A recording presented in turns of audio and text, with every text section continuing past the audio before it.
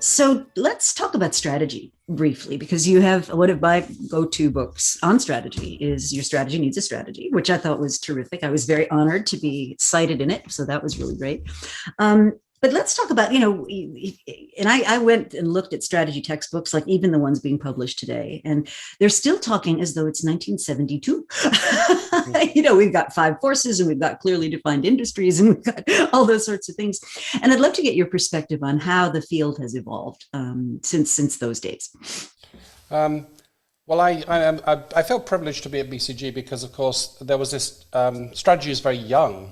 We think about military strategy, it goes back thousands of years, but competitive strategy only dates back to the late 1950s, early 1960s.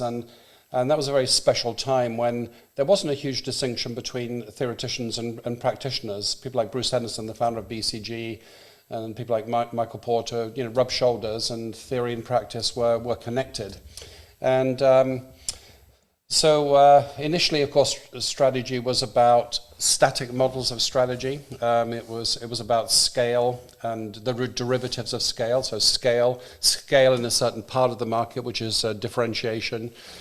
Scale as a route to learning, which is a little bit dynamic. It's that your costs will come down the bigger your cumulative experience and market share. And that's the orthodoxy of strategy. Most of what is written in strategy textbooks is you could say static strategy or classical strategy, the idea that planning and scale and prediction are central. And as you've written about, that panacea ceased to be a panacea, and then we get the zoo of all different types of strategy. We get an explosion of different types of strategy, and so some of the strands were of adaptive strategy and visionary strategy and entrepreneurial strategy and ecosystem strategy.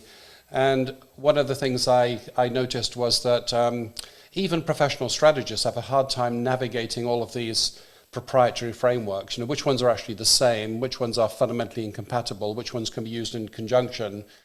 So hence the idea of your strategy needs a strategy. What the book aimed to do was to say, well, you actually need to make a meta-strategic decision to choose the right approach to strategy in the right environment. That's one thing I was trying to do, to say, well, the type of strategy you need is contingent on the environment. And then the other thing I was trying to do, which is a more mundane and practical exercise, was to say, well, how do all these different schools of strategy relate to each other? If we have to sort of put blue ocean strategy in a box, which box does it go in, and what other things should we use it with? Mm-hmm.